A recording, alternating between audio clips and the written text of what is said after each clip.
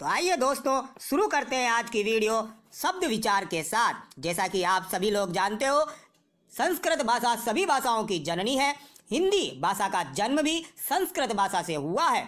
तो हिंदी भाषा में आए हुए जो शब्द है, यानी हिंदी भाषा का जो शब्दकोश है, वो संस्कृत भाषा से समृद्ध हुआ है।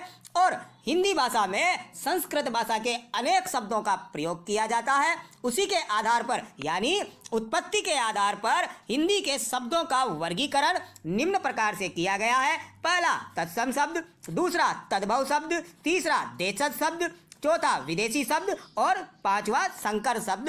हिंदी की महानता को आप भली भांति जानते हो। हिंदी अपने आप में सबको समाहित कर लेती है। संस्कृत भाषा से जो शब्द पूर्ण रूप में, जिस रूप में संस्कृत में उनका उच्चारण होता है, बोला जाता है, लिखा जाता है, उसी रूप में ये हिंदी में भी प्रयोग किए जाते हैं। तो तत्सम शब्द है।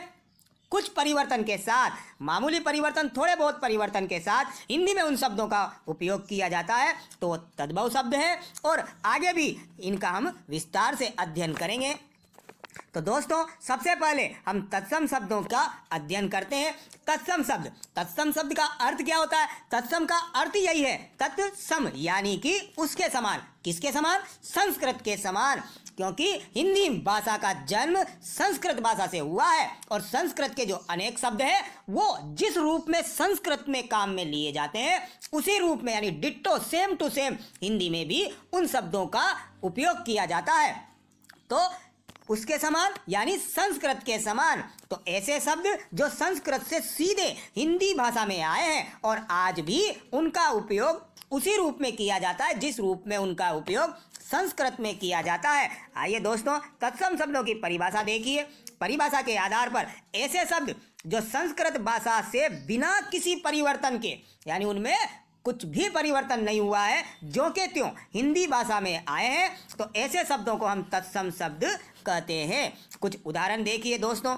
अग्नि, स्वसुर, सूर्य, पुत्र, श्रृंगार, नक्षत्र, ग्रह, कृषक, आम्र, वन, तीर्थ, ग्राम आदि अनेक शब्द जिनका संस्कृत में इसी रूप में उपयोग होता है, लेकिन अब इनका उपयोग हिंदी में भी इसी रूप में किया जाता है। इनमें कुछ भी परिवर्तन नहीं हुआ है, इनका ज्यों का त्यों हिंदी भाषा में उपयोग हो रहा है, इसलिए इन्हें हम तत्सम शब्द कहते हैं। नाम के आधार पर, जैसे संस्कृत में विवाह बोलते हैं, हिंदी में भी विवाह शब्द आ गया, तो विवाह हिंदी में काम में लिया जा रहा है, लेकिन आया संस्कृत से है। विवाह शब्द आपने बोला हिंदी का हो गया अगर हिंदी में बोला है तो, लेकिन हिंदी में आया कहाँ से?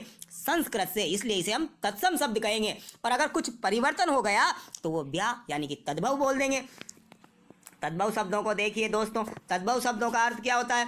तद्भव यानी तत् प्लस भव, इसका अर्थ है उससे होना। उससे किससे? संस्कृत से होना, यानी संस्कृत के शब्द परिवर्तन हो करके हिंदी में आए हैं। संस्कृत के शब्दों में कुछ परिवर्तन हुआ और ये नए शब्द बन गए, जिसे हमने तद्भव शब्द कहा है। ऐसे शब्द जो निकले तो संस्कृत भाषा से ही हैं, लेकिन आज उनका स्वरूप बदल गया है। बोलचाल में लोगों ने अपनी सुविधा के अनुसार उनमें थोड़ा बहुत बदलाव करके हिंदी में उनका उच्चारण करने लग गए। इसकी तद्भव की परिभाषा देखिए दोस्तों।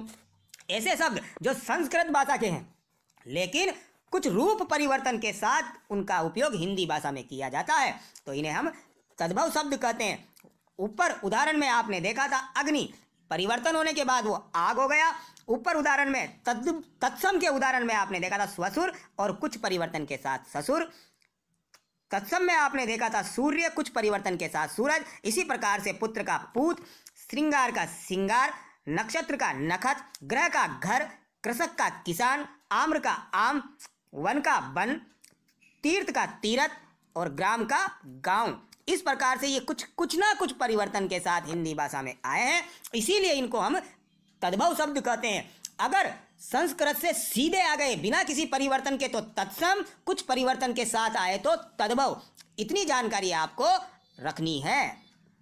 तत्सम तद्भव शब्दों से संबंधित हिंदी व्याकरण के कुछ नियम हैं, जिनके आधार पर हम तत्सम तद्भव शब्दों को आसानी से पहचान सकते हैं। इन नियमों की जानकारी आपको होनी चाहिए ताकि आप भी आसानी से तत्सम तद्भव शब्दों को पहचान सको, क्योंकि रटने से काम नहीं चलेगा। कितने शब्द आप रट सकते हो? 100, 200, 500, और एग्जाम के समय रटते रटते आप उन्हें भूल जाते हो। लेकिन अगर आप इन्हें समझोगे तो समझने पर ये आपको हमेशा याद रहेंगे। तो दोस्तों पहला नियम हम देखते हैं। तत्सम शब्दों में क्षत्रिय वाला वर्ण आपको देखने को मिलेगा, लेकिन जब हम इनका तद्भव शब्दों में उपयोग करते हैं तो क्षत्रिय वाले वर्ण के स्थान पे ख या छ वर्ण आ जाता है। इसी से हम तत्सम और तद्भव शब्दों को आसानी से पहचान सकते हैं। यानी तत्सम शब्दों में आपको क्षत्रिय देखने को मिलेगा, लेकिन तद्भव शब्दों में क्षत्रिय के स्थान पे ख और छ वर्ण देखने को मिलेगा। उदाहरण देखिए दोस्तों, क्षेत्र जिसे हम खेत कहते हैं, यानी क्षेत्र संस्कृत का शब्द है, तत्सम शब्द है, लेकिन परिवर्तन के साथ वो खेत हो गया।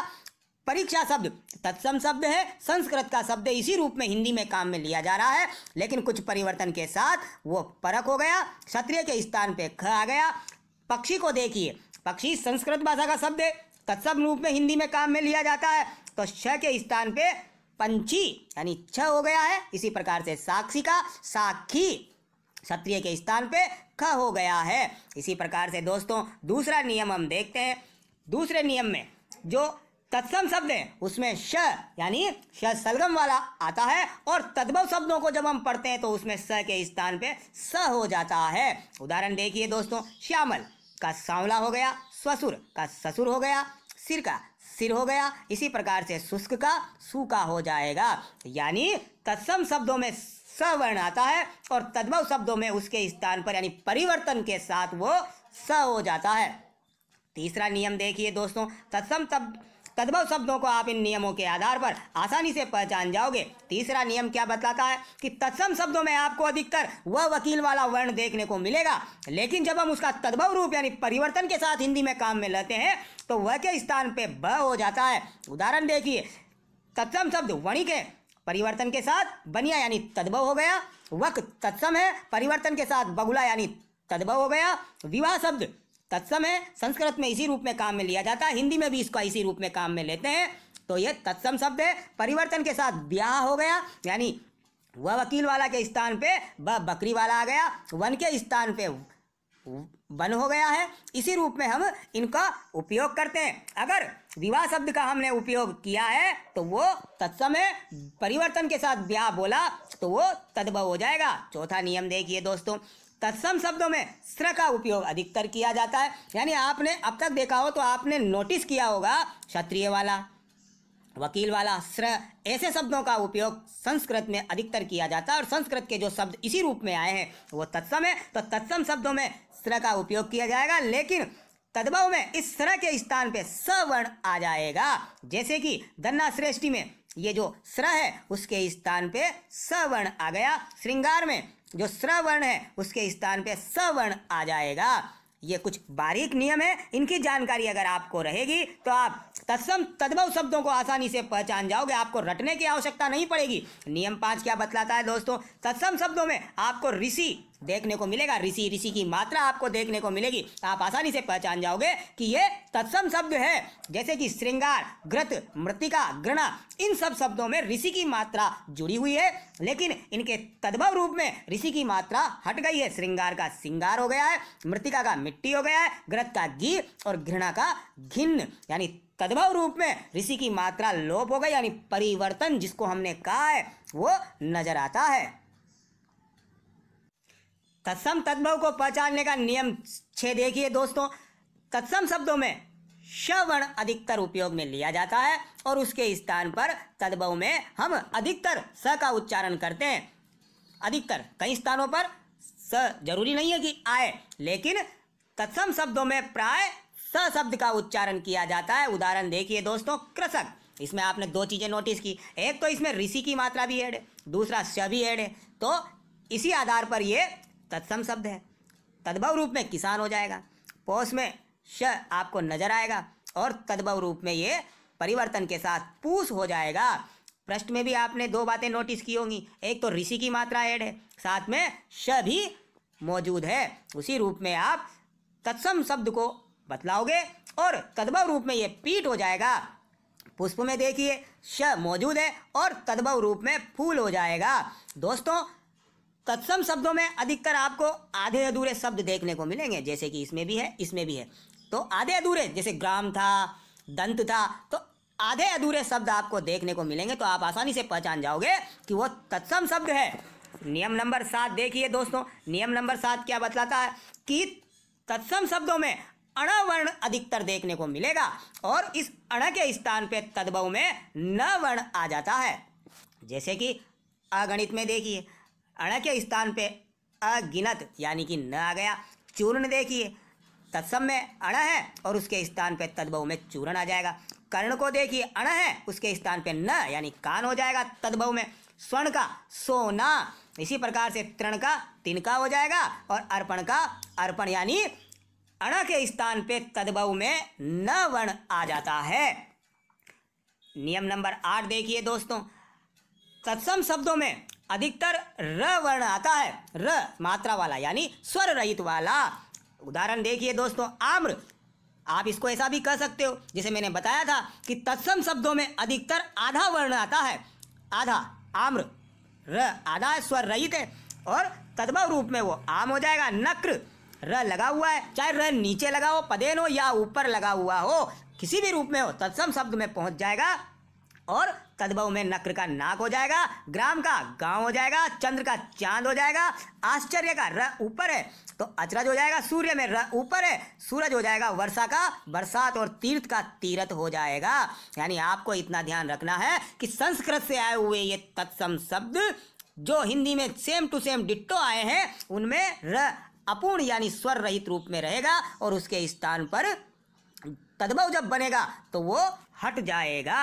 नियम नंबर 9 देखिए दोस्तों, तद्भव शब्दों में, सिर्फ तद्भव शब्दों में चंद्र बिंदु नजर आएगा। क्यों?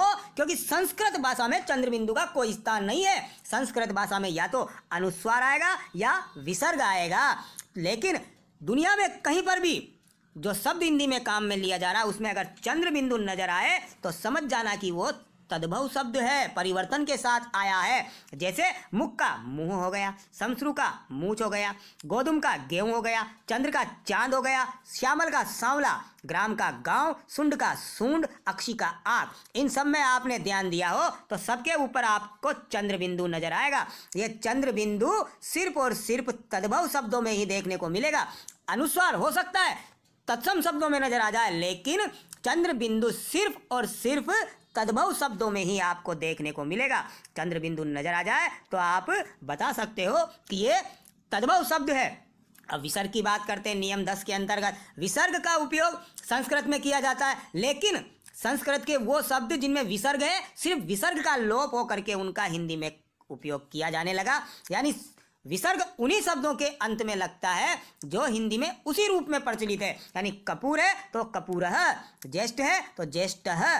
संस्कृत से जो शब्द है विसर्ग का लोप होकर के हिंदी में आए हैं। ये कुछ तत्सम तद्भव शब्द हैं जिन नियमों का हमने अध्ययन किया था, उसी के आधार पर हम इन्हें स्पष्ट करने की कोशिश करेंगे। नियम में हमने पढ़ा था कि जहां पर क्षत्रिय वाला होगा उसके स्थान पे या तो ख आ जाएगा या छ आ जाएगा। तो दोस्तों देखिए, परीक्षा में क्षत्रिय वाला है उसके स्थान पे ख, नक्षत्र है तो नकत ख आ गया, शीर का कीर हो जाएगा। इसी प्रकार से आप आगे देखिए, अक्षर का आकर ख आ गया है, दक्षिण का दक्षिण हो गया है, अक्षत का अक्षत हो गया है। यानी क्षत्रिय वाले के स्थान पे छ आ गया है या ख आ गया है। क्षेत्र का खेत, अक्षी का आंख। आपको इनमें जो नियमों से संबंधित बातें थी वो आपको ध्यान रखना है। चंद्र बिंदु नजर आया, क्षत्रिय वाला नजर आया, इक्षु ईक, ऋच का रीच। यानी आपको एक साथ कई बातों को अपने दिमाग में रखना होगा। ऋषि वाला मौजूद है तत्सम में, क्षत्रिय वाला मौजूद है तत्सम में। जब इनका तद्भव रूप बनेगा तो दोनों में परिवर्तन हो जाएगा। क्षत्रिय वाले का दोस्तों श हो गया और ऋषि वाले का र हो गया है। इन नियमों को अगर आप दिमाग में रखोगे तो आप आसानी से इन शब्दों को पहचान जाओगे और परीक्षा में जब आप एग्जाम देने जाओगे तो आपके पूरे नंबर आएंगे, एक नंबर भी माइनस नहीं होगा। कुच्ची का कोक हो जाएगा, मक्खन का मक्खन हो जाएगा, अशोभ का अछोह। जो नियम के अनुसार क्षत्रिय वाला है उसके स्थान पर दूसरा वर्ण आ जाता है, ख या छ। अक्षोट का अखरोट, साक्षी का साखी। यह के स्थान पर अधिकतर ज वर्ण आ जाता है। युग में देख लीजिए दोस्तों, जुग युवा का देख लीजिए, जवान। यानी यह के स्थान पे आपको ज वर्ण देखने को मिलेगा। तद्भव में आशीष का अशीष, षष्ठ का छठा, पृष्ठ का पीठ। अब इसमें भी ऋषि की मात्रा जुड़ी हुई है, साथ में श भी है और पुष्प में भी यही नजर आएगा। कुछ वर्ण आधे हैं और इन आधे वर्णों के होने के कारण ये तत्सम है। तद्भव में आपको एक भी आधा वर्ण नजर नहीं आएगा। जो मक्षिका में मक्खी आपको नजर आएगा, लेकिन वो श का ख रूप होने के कारण परिवर्तन के साथ आया है। अधिकतर आपको तत्सम में ही वर्णों के आधे रूप देखने को मिलेंगे, जिन्हीं के आधार पर हम उन्हें तत्सम बतलाते हैं। पुष्कर का पोखर हो जाएगा, पुष्कर सरोवर को बोलते हैं, तो उसका पोखर हो जाएगा। इसी प्रकार से और भी शब्द देखिए दोस्तों, हमने बात की थी व वर्ण की, व के स्थान पे यहाँ पे बकरी वाला यानी ब हो जाता है। वणिक का बनिया, विवाह का ब्याह, वर्षा का बरखा, वक का बगुला, विद्युत का बिजली, वानर का बंदर, वर यात्रा का बरात, वत्स का बच्चा, वर का बर, उर्ध्ववर्तन का उबटन, यानी सब जगह वह का ब हो गया है। शाक, स के स्थान पे स, ससुर में स के स्थान पे स, सुख के स्थान पे यानी स के स्थान पे स, सुख का सुआ, श्यामल का सांवला, सुंड का सूंड, स दीप सलाका का दिया सलाई स हो गया है। स्पर्श, स का स्पर्श स हो जाता है। आश्चर्य का अचरज और शब्द का शब्द आपको नजर आएगा। आधा वर्ण है, आधा वर्ण है, र ऊपर है, आधा वर्ण है, र ऊपर है। इस प्रकार से आप ये जो कुछ नियम है उनको आपको ध्यान में रखना है। उसी के आधार पे तत्सम और तद्भव को पहचानना आपके लिए बहुत आसान हो जाएगा। अर्पण का र आधा है, अगणित अण है, न हो जाएगा चूर्ण अण है, चूर्ण हो जाएगा कर्ण अण है, कान हो जाएगा स्वर्ण अण है, सोना न हो जाएगा ग्रद र नीचे लगा हुआ है, गिद्ध हो जाएगा आम्र र नीचे लगा हुआ है, आम हो जाएगा तृण ऋषि की मात्रा है, तिनका हो जाएगा चरण का अण है, चरण हो जाएगा उर्ण का अण है, ऊन हो जाएगा। तीर्थ र ऊपर है, तीर्थ हो जाएगा सूर्य र ऊपर है, सूरज हो जाएगा। वर्कर बकरा हो जाएगा, र ऊपर है वर्कर, संस्कृत में बकरा को वर्कर बोलते हैं। नक्र का नाक हो जाएगा, यानी इन सब में र आधा इस्तेमाल हुआ है, तो र आधा होने के कारण यानी आधा वर्ण जहां पर भी नजर आएगा वहां पर तत्सम होगा। और भी देख लीजिए, करपट में र ऊपर है, करकट में र ऊपर है, करपट का कपड़ा, करकट का केकड़ा। भाद्रपद में र आधा है, भादो भ्रू र आधा है, भों ग्राम, चंद्र चांद। इन सब में आपको चंद्र बिंदु नजर आ रहा होगा, यानी ये तद्भव शब्द है और इनके तत्सम शब्दों में चंद्र बिंदु कहीं पर भी नहीं है। या तो ये आधे होंगे, श होगा, श होगा, र आधा होगा, ऋषि वाला होगा, स्र होगा।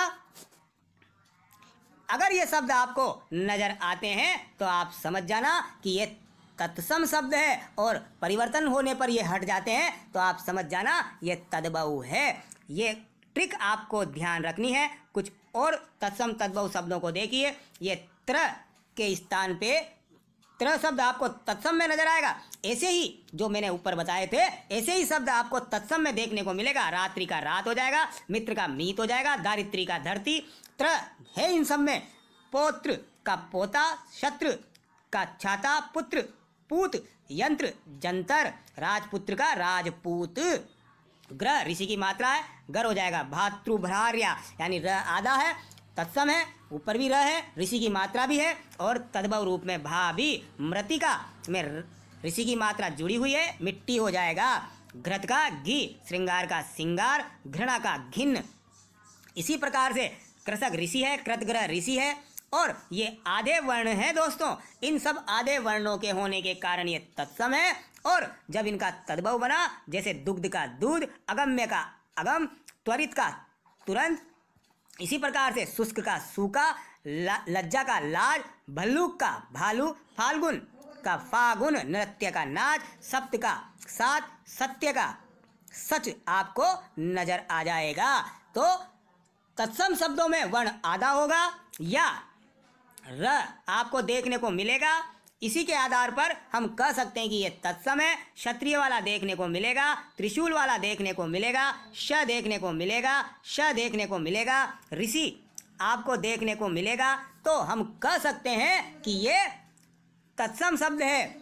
वर्ण आधा हो, इस रूप में हो तो ये तत्सम है, परिवर्तन होने पर ये हट जाता है तो तद्भव हो जाएगा। ये आपको विशेष ध्यान रखना है दोस्तों। इसी के आधार पर हम इन तत्सम और तद्भव शब्दों को आसानी से याद कर सकते हैं और लगभग 700 से 800 शब्द हम समझ सकते हैं बिना रटे आसानी के साथ। तो अब दोस्तों विदेशी शब्दों का अध्ययन करते हैं। विदेशी शब्द क्या? हिंदी भाषा में अनेक शब्दों का उपयोग किया जाता है जिनको हम दिन प्रतिदिन पढ़ते हैं। जैसे आप बात करते हो मैं कॉलेज जा रहा हूँ, यार पेन देना लिखना है, ट्रेन प्लेटफॉर्म पे आ गई, डॉक्टर के पास दिखाने जा रहे हैं। तो ऐसे अनेक शब्द हैं हिंदी में, आप बोलते हो लोग आसानी से समझते हैं, यानी वो हिंदी में समाहित हो गए, लोगों की जुबान पर चढ़ चुके हैं। तो ऐसे ही शब्द जिनका उपयोग हिंदी में किया जाता है। तो हिंदी में ये शब्द आए कहाँ से? विदेशी भाषाओं से। जो शब्द अंग्रेजी, अरबी, फारसी, तुर्की और इसी प्रकार की फ्रेंच, जर्मनी, स्पेनिश आदि भाषाओं से हिंदी भाषा में आए हैं। तो ऐसे शब्दों को हम विदेशी शब्द कहते हैं। जैसे कि उच्चारण में हम कई बार देखते हैं अंग्रेजी के शब्दों को, doctor, station, pen, platform, college आदि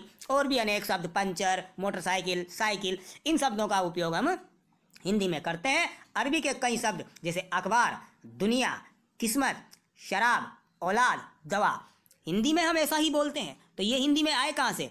अरबी भाषा से। इसी प्रकार से फारसी के कुछ शब्द सौदागर, गवाह, आमदनी, शादी, चिराग, देहात, इसी रूप में हम हिंदी में इन शब्दों का उपयोग करते हैं। हिंदी में आए कहाँ से? हिंदी के शब्दकोश में ये शामिल कैसे हुए? विदेशी भाषा फारसी से। इसी प्रकार से तुर्की के शब्द कालीन, खंजर, बहादुर, लाश, डलिया, सौगात, ये वो शब्द हैं जो तुर्की भाषा से हिंदी भाषा में आए हैं और हिंदी के शब्दकोश को समृद्ध किया है। यानी हिंदी में इन शब्दों का आना विदेशी भाषाओं के द्वारा हुआ है, इसलिए इन्हें विदेशी शब्द कहते हैं। उत्पत्ति के आधार पे अगला प्रकार देखिए दोस्तों, देशज शब्द। देशज शब्द का अर्थ क्या होता है? हिंदी में किसी और भाषा से या संस्कृत से ये शब्द नहीं आए हैं, यानी वे शब्द जो संस्कृत से या किसी और भाषा से हिंदी भाषा में नहीं आए हैं, बल्कि लोगों ने अपनी सुविधा के अनुसार अपने क्षेत्र में बोली जाने वाली बोलियों से इन्हें हिंदी में बोलना प्रारंभ कर दिया है। ये देशज शब्द कहलाते हैं, यानी लोगों ने आवश्यकता अनुसार बोलियों द्वारा ये शब्द बना लिए हैं, इन्हें देशज शब्द कहते हैं। जैसे कि हम शीशा शब्द का उपयोग करते हैं हिंदी में कांच, और उसका हम शीशा भी बोलते हैं। चारपाई, जिसको हम खाट बोलते हैं, जो बोली के द्वारा हिंदी में आया है। पेटी, जिसे हम संदूक भी बोलते हैं। ऊट पटांग, यानी अनर्गल बातें करना, इन शब्दों का उपयोग हम बोलियों से हिंदी में करने लगे हैं। लोग इनको समझने लगे, इनके अर्थ को जानने लगे हैं। उत्पत्ति के आधार पे अगला प्रकार देखिए दोस्तों, संकर शब्द। संकर शब्द का अर्थ क्या होता है? दो अलग अलग भाषाओं से मिलकर के बने हुए शब्दों को संकर शब्द कहते हैं। संकर शब्द आप लोग भली भांति जानते हो, संकर किस्म के बीज आते हैं, संकर नस्ल आती है। दो अलग अलग प्रकार की किस्म और नस्लों से मिलकर के बना है। उसी प्रकार से यहाँ शब्द है कौन सा? संकर। तो दो भिन्न भिन्न भाषाओं से जिन शब्दों का निर्माण हुआ है वो शब्द संकर शब्द कहलाते हैं। जैसे आपने कई बार देखा होगा, पुलिस अश्रु गैस का उपयोग करती है। अश्रु हिंदी का है, गैस अंग्रेजी का है, दोनों से मिलकर नया शब्द बन गया अश्रु गैस, लोगों को समझ में आता है। बम वर्षा, बम अंग्रेजी का है, वर्षा हिंदी का है, नया शब्द बन गया बम वर्षा। तो बम वर्षा शब्द को किस में शामिल करेंगे? ना अंग्रेजी में ना हिंदी में, तो ये हो गया संकर शब्द। टिकट घर, टिकट अंग्रेजी का शब्द है, घर हिंदी का शब्द है। टिकट घर का मतलब सब लोग जानते हैं, तो टिकट घर हिंदी में बोलने में उपयोग में काम आने लगा। इसी के लिए आधार पे हम कहेंगे कि टिकट घर संकर शब्द है, दो अलग भाषाओं से बना। रेलगाड़ी, सभी लोग समझते हैं रेलगाड़ी का तात्पर्य, रेल अंग्रेजी का है और गाड़ी हिंदी का शब्द है। इसी के आधार पे रेलगाड़ी शब्द बना है जो कि संकर शब्द है। संकर शब्द दो भिन्न भिन्न भाषाओं से मिलकर के बनता है। तो दोस्तों आपको यह ध्यान में रखना होगा कि दो अलग अलग भाषाओं से मिलकर के अगर शब्द आया है तो वो संकर